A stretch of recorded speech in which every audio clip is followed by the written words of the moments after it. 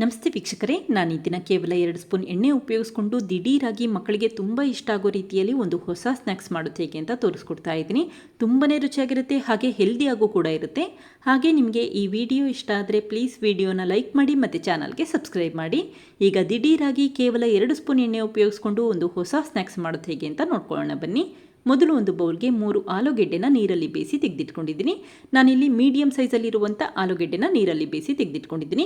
ನಿಮಗೆ ಜಾಸ್ತಿ ಪ್ರಮಾಣದಲ್ಲಿ ಸ್ನ್ಯಾಕ್ಸ್ ಬೇಕು ಅಂತ ಅಂದರೆ ಜಾಸ್ತಿ ಪ್ರಮಾಣದಲ್ಲಿ ಆಲೂಗೆಡ್ಡೆನ ಉಪಯೋಗಿಸಬೇಕಾಗತ್ತೆ. ಈಗ ಆಲೂಗೆಡ್ಡೆನ ಈ ರೀತಿ ಮ್ಯಾಶ್ ಮಾಡ್ಕೊಳ್ತಾ ಇದ್ದೀನಿ. ನುಣ್ಣಗಾಗಬೇಕು ಅಲ್ಲಿವರೆಗೂ ಮ್ಯಾಶ್ ಮಾಡ್ಕೊಳ್ತಾ ಬನ್ನಿ. ಈಗ ಮ್ಯಾಶ್ ಮಾಡಿರುವಂಥ ಆಲೂಗೆಡ್ಡೆಗೆ ಒಂದು ಮೀಡಿಯಂ ಸೈಜ್ ಈರುಳ್ಳಿನ ಸಣ್ಣದಾಗಿ ಹೆಚ್ಚಿ ಹಾಕೊಂಡಿದ್ದೀನಿ. ಹಾಗೆ 1 ಟೀ ಸ್ಪೂನಷ್ಟು ಸಣ್ಣದಾಗಿ ಹೆಚ್ಚಿರುವಂಥ ಹಸಿರು ಮೆಣಸಿನಕಾಯಿ ಹಾಕಿದರೆ 2 ಟೇಬಲ್ ಸ್ಪೂನಷ್ಟು ಸಣ್ಣದಾಗಿ ಹೆಚ್ಚಿರುವಂಥ ಕೊತ್ತಂಬರಿ ಸೊಪ್ಪು ಹಾಕ್ಕೊಂಡಿದ್ದೀನಿ. ಈಗ ಅರ್ಧ ಟೀ ಸ್ಪೂನಷ್ಟು ಜೀರಿಗೆ ಪುಡಿ ಹಾಕಿದರೆ 1/4 ಟೀ ಸ್ಪೂನಷ್ಟು ಗರಂ ಮಸಾಲ ಪುಡಿ ಹಾಕೊಳ್ತಾ ಇದ್ದೀನಿ. ನಂತರ ಅರ್ಧ ಟೀ ಸ್ಪೂನಷ್ಟು ಚಾಟ್ ಮಸಾಲ ಪುಡಿ ಹಾಕೊಳ್ತಾ ಇದ್ದೀನಿ. ಅಕಸ್ಮಾತ್ ಮನೆಯಲ್ಲಿ ಚಾಟ್ ಮಸಾಲ ಪುಡಿ ಇಲ್ಲ ಅಂತಂದರೆ 1 ಟೀ ಸ್ಪೂನಷ್ಟು ನಿಂಬೆಹಣ್ಣಿನ ರಸ ಹಾಕೊಳ್ಳಿ. ಈಗ ರುಚಿಗೆ ತಕ್ಕಷ್ಟು ಉಪ್ಪು ಹಾಕಿದ ನಂತರ 1 ಟೀ ಸ್ಪೂನಷ್ಟು ರೆಡ್ ಚಿಲ್ಲಿ ಫ್ಲೇಕ್ಸ್ ಹಾಕೊಳ್ತಾ ಇದ್ದೀನಿ. ಹಾಗೆ ರೆಡ್ ಚಿಲ್ಲಿ ಫ್ಲೇಕ್ಸ್ ಬೇಡ ಅಂತ ಅಂದರೆ 1 ಟೀ ಸ್ಪೂನಷ್ಟು ಅಚ್ಕಾರದ ಪುಡಿ ಉಪಯೋಗಿಸಬಹುದು ಅಥವಾ ಹಸಿರು ಮೆಣಸಿನಕಾಯಿ ಪ್ರಮಾಣ ಜಾಸ್ತಿ ಮಾಡ್ಕೋಬಹುದು. ಈಗ ಮಿಶ್ರಣನ ಚೆನ್ನಾಗಿ ಮಿಕ್ಸ್ ಮಾಡ್ಕೊಳ್ತಾ ಇದ್ದೀನಿ. ಆಲೂಗೆಡ್ಡೆಗೆ ನಾವು ಮಿಕ್ಸ್ ಮಾಡಿರುವಂಥ ಮಸಾಲೆ ಎಲ್ಲ ಚೆನ್ನಾಗಿ ಹರಡಬೇಕು, ಅಲ್ಲಿವರೆಗೂ ಮಿಕ್ಸ್ ಮಾಡ್ಕೊಳ್ತಾ ಬನ್ನಿ. ಈಗ ನೋಡಿ, ಆಲೂಗೆಡ್ಡೆ ಮಿಶ್ರಣ ರೆಡಿಯಾಗಿದೆ. ಈ ರೀತಿ ಆಗಿದ್ರೆ ಸಾಕಾಗುತ್ತೆ. ನಂತರ ಈ ಮಿಶ್ರಣಕ್ಕೆ 2 ಬ್ರೆಡ್ ಪೀಸಸ್ಗಳನ್ನ ಹಾಕೊಳ್ತಾ ಇದ್ದೀನಿ. ಮನೆಯಲ್ಲಿ ಉಳಿದಿರುವಂಥ ಮತ್ತು ಗಟ್ಟಿಯಾಗಿರುವಂಥ ಬ್ರೆಡ್ ಪೀಸ್ ಇದ್ದರೆ ಉಪಯೋಗಿಸಬಹುದು, ಅಥವಾ ಬನ್ ಇದ್ದರೆ ಬನ್ ಕೂಡ ಉಪಯೋಗಿಸಬಹುದು. ಈಗ ಬ್ರೆಡ್ ಪೀಸಸ್ನ ಈ ರೀತಿ ನುಣ್ಣಗೆ ಪುಡಿ ಮಾಡಿಟ್ಕೊಳ್ತಾ ಇದ್ದೀನಿ. ನೀವಿಲ್ಲಿ ಬೇಕನ್ಸಿದ್ರೆ ಮಿಕ್ಸಿ ಜಾರಿಗೆ ಹಾಕಿ ಪುಡಿ ಮಾಡಿಕೊಂಡು ನಂತರ ಕೂಡ ಉಪಯೋಗಿಸಬಹುದು, ಅಥವಾ ಈ ರೀತಿ ಡೈರೆಕ್ಟಾಗಿ ಹಾಕಿ ಚೆನ್ನಾಗಿ ಮಿಕ್ಸ್ ಮಾಡ್ಕೋಬಹುದು. ಈಗ ನಿಧಾನಕ್ಕೆ ಇದನ್ನು ಪುಡಿ ಮಾಡಿಟ್ಕೊಳ್ತಾ ಇದ್ದೀನಿ. ಬ್ರೆಡ್ ಬೇಗ ಸಾಫ್ಟ್ ಆಗಿಬಿಡುತ್ತೆ ಮತ್ತು ಪುಡಿ ಪುಡಿ ಆಗಿಬಿಡುತ್ತೆ. ಈ ರೀತಿ ಕೈಯಲ್ಲಿ ಮಿಕ್ಸ್ ಮಾಡಿದ್ರೆ ಸಾಕು.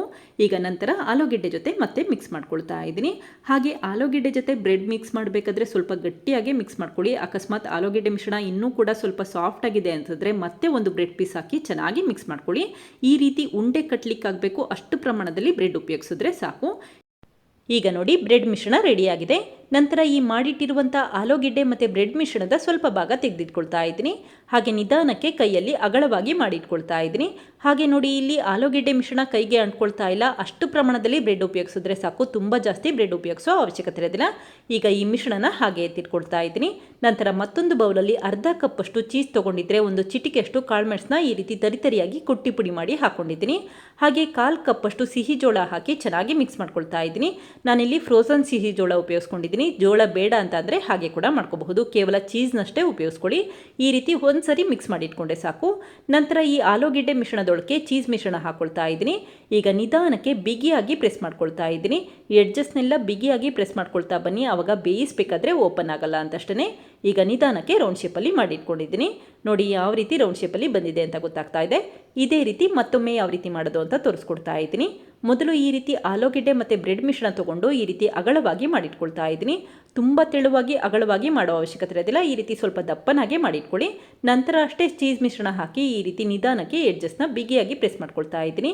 ಈ ರೀತಿ ಚೀಸ್ ಮತ್ತು ಸ್ವೀಟ್ ಕಾರ್ನ್ ಹಾಕೋದ್ರಿಂದ ಮಕ್ಕಳಿಗೆ ತುಂಬ ಇಷ್ಟ ಆಗುತ್ತೆ. ಹಾಗೆ ಮತ್ತೆ ಮತ್ತೆ ಕೇಳ್ತಾ ಇರ್ತಾರೆ, ಅಷ್ಟು ರುಚಿಯಾಗಿರುತ್ತೆ. ಈಗ ನೋಡಿ, 8 ಆಲೂಗೆಡ್ಡೆ ಉಂಡೆಗಳನ್ನ ಮಾಡಿಟ್ಕೊಂಡಿದ್ದೀನಿ. ಹಾಗೆ ಉಳಿದಿರುವಂಥ ಆಲೂಗೆಡ್ಡೆ ಮಿಶ್ರಣದಲ್ಲಿ ಮತ್ತೆ ಉಂಡೆಗಳನ್ನ ಮಾಡಿಟ್ಕೊಳ್ತೀನಿ. ಈಗ ಮತ್ತೊಂದು ಪಡ್ಡು ಪ್ಯಾನ್ಗೆ 2 ರಿಂದ 3 ಹನಿಯಷ್ಟು ಎಣ್ಣೆ ಹಾಕ್ಕೊಂಡಿದ್ದೀನಿ. ಎಣ್ಣೆ ಚೆನ್ನಾಗಿ ಬಿಸಿಯಾದ ನಂತರ ಅಷ್ಟೇ ಈ ರೀತಿ ಆಲೂಗೆಡ್ಡೆ ಉಂಡೆಗಳನ್ನ ಜೋಡಿಸ್ಕೊಳ್ತಾ ಇದ್ದೀನಿ. ಹಾಗೆ ಉರಿನ ಮೀಡಿಯಂ ಫ್ಲೇಮಲ್ಲಿ ಇಟ್ಕೊಂಡು ನಿಧಾನಕ್ಕೆ ಫ್ರೈ ಮಾಡ್ಕೋಬೇಕಾಗತ್ತೆ. ಹೈ ಫ್ಲೇಮಲ್ಲಿ ಇಡಬೇಡಿ, ಆವಾಗ ಬೇಗ ಕಪ್ಪಾಗೋ ಚಾನ್ಸಸ್ ಇರುತ್ತೆ. ಆದಷ್ಟು ಉರಿನ ಮೀಡಿಯಂ ಫ್ಲೇಮಲ್ಲಿ ಇಟ್ಕೊಳ್ಳಿ. ಈಗ ಒಂದು ಅರ್ಧ ನಿಮಿಷ ಆದಮೇಲೆ ನಿಧಾನಕ್ಕೆ ಇನ್ನೊಂದು ಸೈಡ್ ಟರ್ನ್ ಮಾಡ್ಕೊಳ್ತಾ ಇದ್ದೀನಿ. ನೋಡಿ ಎಷ್ಟು ಚೆನ್ನಾಗಿ ಒಂದು ಒಳ್ಳೆ ಬಣ್ಣ ಬರಲಿಕ್ಕೆ ಶುರುವಾಗ್ತಾ ಇದೆ ಅಂತ ಗೊತ್ತಾಗ್ತಾ ಇದೆ. ಈ ರೀತಿ ನಿಧಾನಕ್ಕೆ ಫ್ರೈ ಮಾಡೋದ್ರಿಂದ ಒಂದು ಒಳ್ಳೆ ಬಣ್ಣ ಬರುತ್ತೆ ಮತ್ತು ತುಂಬಾ ರುಚಿಯಾಗಿ ಅನ್ನಿಸ್ತಾ ಇರುತ್ತೆ ಅಂತಷ್ಟೇ. ಈಗ ಮತ್ತೆ ಅರ್ಧ ನಿಮಿಷ ಬೇಯಲಿಕ್ಕೆ ಇಡ್ತಾ ಇದ್ದೀನಿ. ಹಾಗೆ 1 ಟೀ ಸ್ಪೂನಷ್ಟು ಎಣ್ಣೆನ ಮತ್ತೆ ಹಾಕೊಳ್ತಾ ಇದ್ದೀನಿ. ನಾನಿಲ್ಲಿ ಕೇವಲ 2 ಸ್ಪೂನಷ್ಟೇ ಎಣ್ಣೆ ಉಪಯೋಗಿಸ್ಕೊಂಡಿದ್ದೀನಿ. ಬೇಕನ್ಸಿದ್ರೆ ನೀವಿಲ್ಲಿ ಜಾಸ್ತಿ ಪ್ರಮಾಣದಲ್ಲಿ ಕೂಡ ಎಣ್ಣೆ ಉಪಯೋಗಿಸಬಹುದು, ಅಥವಾ ಕಡಿಮೆ ಪ್ರಮಾಣದಲ್ಲಿ ಕೂಡ ಎಣ್ಣೆ ಉಪಯೋಗಿಸಬಹುದು. ಈಗ ಮತ್ತೆ ಒಂದು ಅರ್ಧ ನಿಮಿಷ ಬೇಯಲಿಕ್ಕೆ ಇಡ್ತಾ ಇದ್ದೀನಿ. ಈ ರೀತಿ ಸುತ್ತ ಉಂಡೆಗಳನ್ನ ತಿರುಗಿಸ್ಕೊಳ್ತಾ ಬನ್ನಿ, ಆವಾಗ ಎಲ್ಲ ಕಡೆ ಚೆನ್ನಾಗಿ ಬೆಂದಿರುತ್ತೆ ಮತ್ತು ತುಂಬ ರುಚಿಯಾಗಿ ಈ ಸ್ನ್ಯಾಕ್ಸ್ ಬಂದಿರುತ್ತೆ ಅಂತಷ್ಟೇ.